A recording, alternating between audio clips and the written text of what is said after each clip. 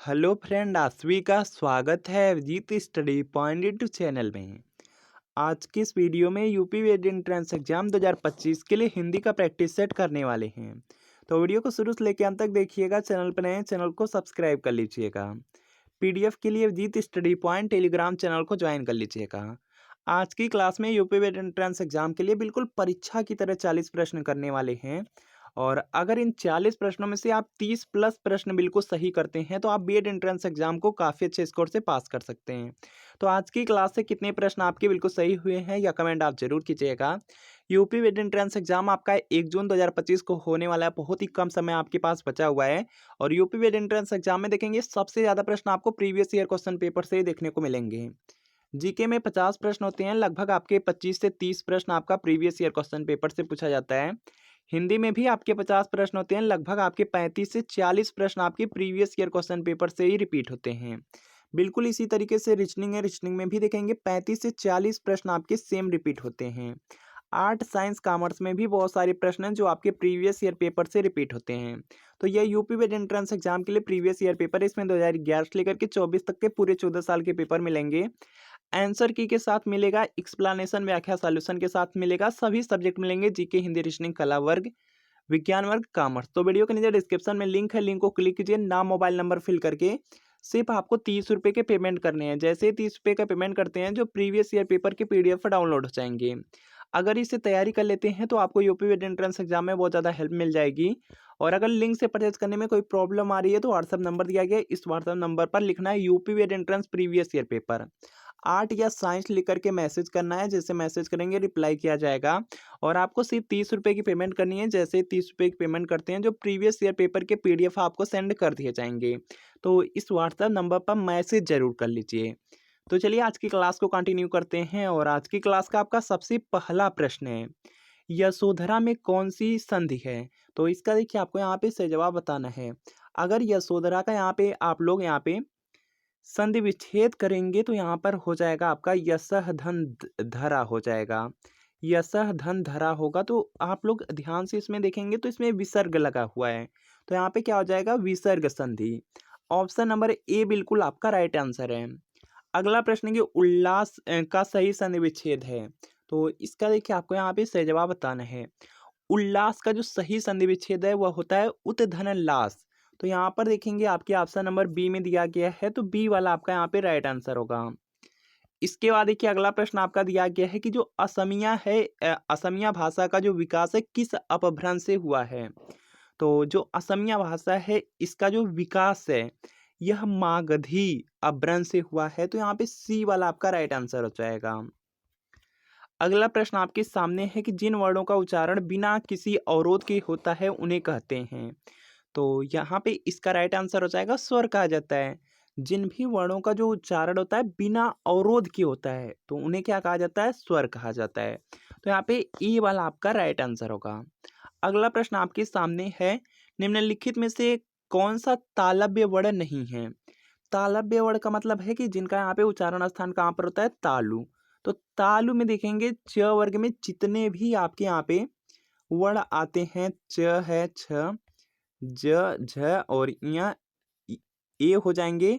और इसके अलावा यहाँ पर देखेंगे जो आपका यहाँ पे स्वर में जो ई है और यहाँ पे बड़ी ई है और इसके अलावा य और स, यह देखेंगे सभी का जो उच्चारण स्थान है यह देखेंगे क्या है? तालु से है। तो यहाँ पे आप लोग मैच कर लेंगे।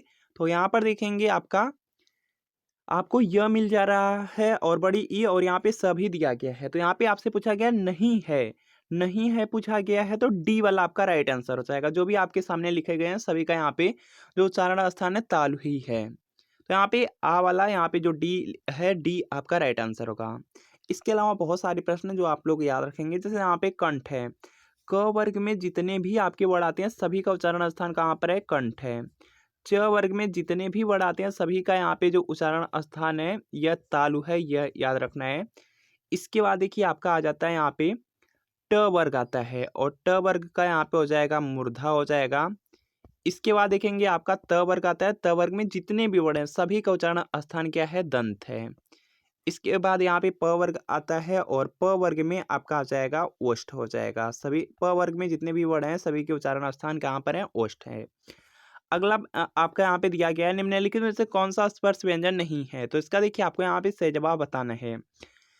स्पर्श व्यंजन नहीं है, तो स्पर्श व्यंजन में आपका यहाँ पे क से लेकर के म तक इनके बीच में जितने भी वर्ड आते हैं क और म को लेकर के, तो यह क्या है आपके स्पर्शी या स्पर्श व्यंजन कहलाते हैं। इनकी संख्या कितनी है? 25 है। क वर्ग में जितने भी वर्ड आते हैं, क से लेकर के यहाँ पे प वर्ग में जितने भी वर्ड आते हैं, सब के सब क्या है? स्पर्शी व्यंजन के अंतर्गत, स्पर्श व्यंजन के अंतर्गत। तो यहाँ पर देखेंगे आपका नहीं है पूछा गया है, तो यहाँ पर देखेंगे जो र है, र इनके बीच में नहीं आता है, तो यहाँ पे डी वाला आपका राइट आंसर होगा। र आपका क से म के बीच नहीं आता है, इसलिए यह स्पर्श व्यंजन नहीं है। अगला प्रश्न आपका है कि निम्नलिखित में से किस शब्द की वर्तनी शुद्ध है? तो इसका देखिए आपको यहाँ पे सही जवाब बताना है।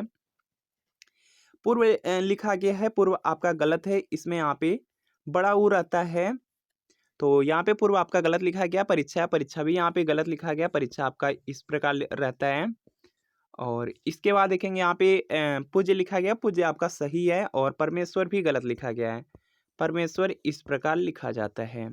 तो यहाँ पे आपसे क्या पूछा गया है, किस शब्द की वर्तनी शुद्ध है? तो यहाँ पे सी वाले की वर्तनी क्या है? शुद्ध है, तो सी वाला राइट आंसर होगा।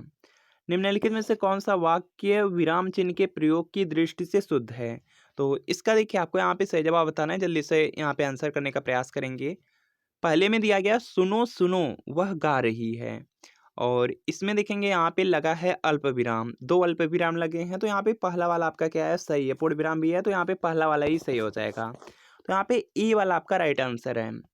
अगला प्रश्न है कि जिस शब्द से किसी एक वस्तु या व्यक्ति का बोध होता है उसे कहते हैं, तो यहाँ पर देखेंगे इसका राइट आंसर हो जाएगा वह व्यक्तिवाचक संज्ञा कहलाता है, तो यहाँ पे क्या होगा? सी वाला राइट आंसर होगा। अगला प्रश्न है कि निम्नलिखित में पुल्लिंग और स्त्रीलिंग शब्द युग्मों में से कौन सा त्रुटिपूर्ण है, यह बताना है। त्रुटिपूर्ण का मतलब है कि गलत वाला आपको बताना है। बालक का स्त्रीलिंग क्या हो जाएगा? बालिका हो जाएगा। लेखक का लेखनी नहीं होता, बल्कि लेखक का क्या होता है? लेखिका होता है। तो यहाँ पे गलत वाला पूछा गया है, तो यहाँ पे क्या होगा? आपका सेकंड वाला ही क्या है? गलत है, तो सेकंड आपका राइट आंसर हो जाएगा। सेकंड आपका बी वाला राइट आंसर है। इसके अलावा नायक का नायिका होता है, और सेवक का सेविका होता है। इसके बाद देखेंगे अगला प्रश्न है कि निम्नलिखित में से शाखा शब्द का सही वचन रूप है, तो इसका देखिए आपको यहाँ पे सही जवाब बताना है। शाखा का यहाँ पे जो बहुवचन शब्द है शाखाएं होता है, शाखाएं देखेंगे किसमें है? सही रूप से डी वाले में लिखा गया है, तो डी वाला राइट आंसर होगा। अगला प्रश्न है कि नाव जल में तैरती है, इस वाक्य में कौन सा कारक है? तो इसका देखिए आपको यहाँ पे सही जवाब बताना है। यहाँ पर देखेंगे कारक आपसे पूछा गया, कौन सा कारक है? तो इसमें देखेंगे में का प्रयोग हो रहा है, जो में और पर का प्रयोग है अधिकरण कारक में होता है, तो यहाँ पे क्या होगा? आपका ऑप्शन नंबर ए बिल्कुल राइट आंसर होगा। में और पर का जो प्रयोग है वह अधिकरण कारक में होता है। और जो संप्रदान दिया गया, संप्रदान में आपका यहाँ पे के लिए यहाँ पे जो चिन्ह है इनका प्रयोग होता है, या विभक्ति का प्रयोग होता है। अपादान में से का प्रयोग होता है, लेकिन अलग होने के लिए होता है। और से का प्रयोग करण कारक में भी होता है, करण कारक में देखेंगे के द्वारा के अर्थ के लिए लिया जाता है। अगला प्रश्न है कि निम्नलिखित में से निश्चयवाचक सर्वनाम कौन सा है, यह आपको बताना है। ध्यान से पढ़ेंगे, आंसर करेंगे। देखिए यहाँ पे हो जाएगा यह देखिए क्या है? आपका निश्चयवाचक सर्वनाम के अंतर्गत आ जाएगा, तो सी वाला राइट आंसर होगा। निम्नलिखित में से कौन सा संख्यावाचक विशेषण नहीं है, यह आपको बताना है। तो यहाँ पर देखेंगे 3 दिया गया, संख्यावाचक के अंतर्गत आ जाएगा। संख्यावाचक विशेषण है चौगुना और दूसरा, यह भी आपके संख्यावाचक विशेषण के अंतर्गत आएंगे। थोड़ा शब्द नहीं आएगा, तो यहाँ पे डी वाला राइट आंसर है। जो क्रिया संज्ञा या विशेषण से बनती है उसे क्या कहते हैं? तो इसका देखिए आपको यहाँ पे सही जवाब बताना है। जो भी क्रियाएं संज्ञा या विशेषण से बनती हैं उनको नाम धातु क्रिया कहा जाता है, तो यहाँ पे ये वाला आपका राइट आंसर होगा। अगला प्रश्न है कि राम खाता होगा, इस वाक्य में कौन सा काल है? तो इसका देखिए आपको यहाँ पे सही जवाब बताना है। राम खाता होगा, ध्यान से पढ़ेंगे तो यहाँ पे हो जाएगा संदिग्ध वर्तमान, तो यहाँ पे क्या होगा? आपका ऑप्शन नंबर बी वाला बिल्कुल राइट आंसर होगा। अगला प्रश्न आपके सामने है कि सामान्यतः अव्यय के कितने भेद हैं? तो यहाँ पे इसका राइट आंसर हो जाएगा सामान्यतः देखेंगे अव्यय के यहाँ पे 4 भेद हैं, तो यहाँ पे सी वाला आपका राइट आंसर होगा। निम्नलिखित में से कौन सा तत्सम शब्द है, यह आपको बताना है। और यहाँ पर ध्यान से देखेंगे, आपसे पूछा गया तत्सम शब्द, तो यहाँ से देखिए हो जाएगा सरोवर शब्द, डी वाला आपका राइट आंसर होगा। अगला प्रश्न है कि निम्नलिखित में से कौन सा तद्भव शब्द है, यह आपको बताना है। ध्यान से पढ़ेंगे तो यहाँ पर देखेंगे जो मुँह दिया गया यही आपका तद्भव हो जाएगा, क्योंकि इसका यहाँ पे तत्सम क्या होता है? मुख होता है। अगला प्रश्न आपका दिया गया है, सितार किस भाषा का शब्द है? तो जो सितार है, सितार फारसी भाषा का शब्द है। तो यहाँ पे ए वाला आपका राइट आंसर होगा। अगला प्रश्न, आग बबूला किस प्रकार का शब्द है? तो इसका देखिए आपको यहाँ पे सही जवाब बताना है। आग बबूला दिया गया है, यह क्या हो जाएगा? यौगिक शब्द के अंतर्गत आ जाएगा। यौगिक शब्द के अंतर्गत आ जाएगा, तो यहाँ पे क्या होगा? बी वाला आपका राइट आंसर है। अगला प्रश्न है कि निम्नलिखित में से किस शब्द में नी उपसर्ग का जो प्रयोग है नहीं हुआ है? तो इसका देखिए आपको यहाँ पे सही जवाब बताना है। यहाँ पर देखेंगे जो निकृष्ट है, इसमें आपका नी उपसर्ग का निवारण में भी है, निवास में भी है, लेकिन निराकरण में नहीं है। तो यहाँ पे क्या होगा? डी वाला आपका राइट आंसर हो जाएगा।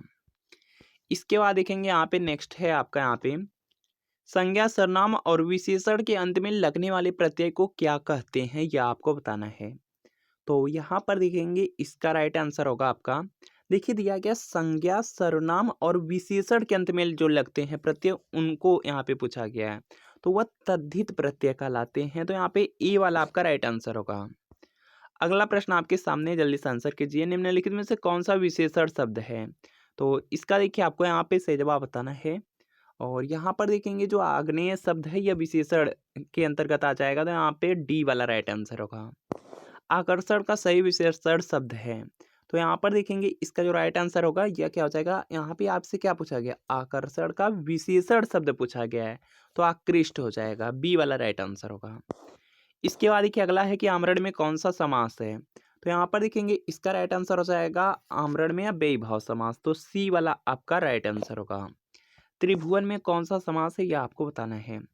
त्रिभुवन में देखेंगे पहला पद आपको संख्यावाची मिल जा रहा है, तो यहाँ पे द्विगु समास हो जाएगा। ए वाला आपका राइट आंसर होगा। इसके बाद देखिए यहाँ पे नेक्स्ट प्रश्न है, जल्दी से आप लोग आंसर करने का प्रयास कीजिए। तुम अपने कार्य में सफल रहो, यह किस प्रकार का वाक्य है? तो इसका देखिए आपको यहाँ पे सही जवाब बताना है। तुम अपने कार्य में सफल रहो, यह इच्छावाचक वाक्य के अंतर्गत आएगा। तो डी राइट आंसर है। निम्नलिखित में से कौन सा सरल वाक्य है, यह आपको बताना है। तो यहाँ पर देखेंगे सरल वाक्य पूछा गया है जो बिल्कुल सिंपल है। तो यहाँ पे क्या हो जाएगा कि परिश्रमी छात्र अवश्य सफल होंगे। तो यहाँ पे क्या होगा आपका? यहाँ पे सी वाला जो है यहाँ पे राइट आंसर होगा। इसके बाद देखते हैं यहाँ पे नेक्स्ट प्रश्न है, निम्नलिखित में से किसका प्रयोग है जो सदा एक वचन में होता है? तो यहाँ पे देखेंगे हमेशा एक वचन में ही प्रयोग होने वाले शब्दों में प्रत्येक शब्द आता है। तो यहाँ पे क्या होगा? ए वाला आपका राइट आंसर होगा। निम्नलिखित में से कौन सा वाक्य अशुद्ध है? तो इसका देखिए आपको यहाँ पे सही जवाब बताना है। 4 वाक्य हैं, चारों वाक्य पढ़ेंगे, उसके बाद आंसर करना है। तो यहाँ पर देखेंगे अशुद्ध वाला पूछा गया, गलत वाला, तो यहाँ पे बी वाला बिल्कुल राइट आंसर हो जाएगा। इसके बाद देखिए अगला प्रश्न है कि निम्नलिखित में से कौन सा चंद्रमा का पर्यायवाची नहीं है? तो इसका देखिए आपको यहाँ पे सही जवाब बताना है। चंद्रमा का जो पर्यायवाची शब्द है, इसमें आपका आता है चंद्र आता है, हिमांशु आता है, सुधांशु आता है, शशि आता है। तो यहाँ पर देखेंगे आपसे पूछा गया, नहीं वाला पूछा गया है, तो बेसर हो जाएगा। सी वाला राइट आंसर होगा। वासव किसका पर्यायवाची है, यह आपको बताना है। तो यहाँ पर देखेंगे इसका राइट आंसर हो जाएगा, जो वासव है यह इंद्र का पर्यायवाची है। तो यहाँ पे ए वाला आपका राइट आंसर होगा।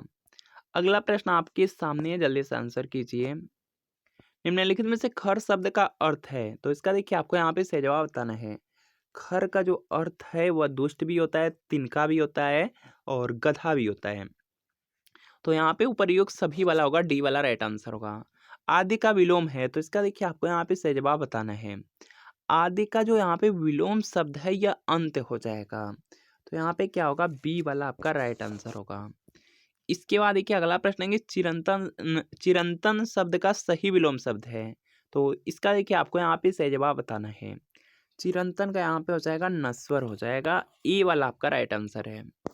इसके बाद देखिए आपका नेक्स्ट प्रश्न है, चतुर शब्द का पर्यायवाची नहीं है। तो इसका देखिए आपको यहाँ पे सही जवाब बताना है। चतुर का यहाँ पे पर्यायवाची शब्द नहीं है पूछा गया है। तो चतुर का मतलब होता है चालाक होता है, तो चालाक हो जाएगा, सयाना भी हो जाएगा और नागर भी होता है। इम्पोर्टेंट में नागर है। तो यहाँ पर देखिए आपसे नहीं वाला पूछा गया है, तो वास्तव हो जाएगा। तो यहाँ पे डी वाला आपका राइट आंसर होगा। चतुर के जो पर्यायवाची शब्द हैं उसमें सयाना भी होता है, चालाक भी होता है, नागर भी होता है। इसके बाद देखेंगे अगला प्रश्न है कि निम्न में से कौन सा ज्ञानी का पर्याय नहीं है? तो इसका देखिए आपको यहाँ पे सही जवाब बताना है। अज्ञानी का पर्याय नहीं है, पूछा गया है। तो यहाँ पे देखेंगे अज्ञानी के जो पर्याय हैं, इसमें देखेंगे अज्ञ आता है, मूर्ख आता है और अनभिज्ञ आता है अज्ञानी के पर्याय में। और अज्ञानी का आपसे पर्याय नहीं पूछा गया है तो भिज्ञ हो जाएगा। बी वाला राइट आंसर होगा। अगला प्रश्न आपके सामने, जल्दी से आंसर कीजिए। अकल का दुश्मन का अर्थ है, तो इसका देखिए आपको यहाँ पे सही जवाब बताना है। अकल का दुश्मन, इसका मतलब क्या हो जाएगा आपका यहाँ पे महामूर्ख है। तो यहाँ पे क्या होगा, डी वाला आपका बिल्कुल राइट आंसर होगा। अगला प्रश्न है कि हिंदी साहित्य में किस काल को स्वर्णकाल कहा जाता है। तो इसका देखिए आपको यहाँ पे सही जवाब बताना है। हिंदी साहित्य में जो भक्ति काल है, भक्ति काल को स्वर्णकाल के नाम से भी जाना जाता है, भक्ति काल को। तो यहाँ पर आपका ऑप्शन नंबर बी वाला बिल्कुल राइट आंसर होगा। तो फ्रेंड, आपको बताना है कि इन 40 प्रश्नों में कितने प्रश्न आपके बिल्कुल सही हुए हैं, या कमेंट आप जरूर कीजिएगा। वीडियो अच्छा लगा, वीडियो को लाइक कीजिए, चैनल पर नए हैं चैनल को सब्सक्राइब कर लीजिए।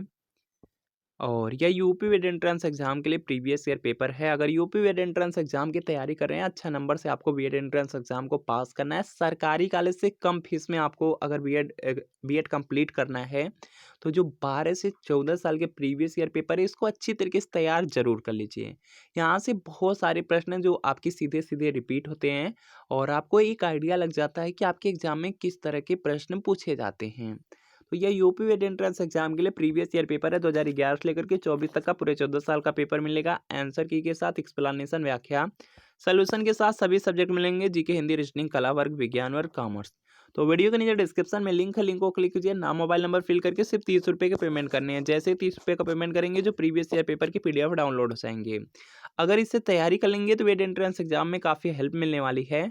और अगर लिंक से परचेस करने में कोई प्रॉब्लम आ रही है, व्हाट्सअप नंबर दिया गया है, इस व्हाट्सअप नंबर पर सिर्फ लिखना है यूपी वेड entrance previous year paper, art या साइंस लेकर के मैसेज कर दीजिएगा। जैसे मैसेज करेंगे रिप्लाई किया जाएगा। सिर्फ 30 रुपये की पेमेंट करनी है। जैसे 30 रुपये की पेमेंट करते हैं, जो प्रीवियस ईयर पेपर के PDF है वह सेंड कर दिए जाएंगे।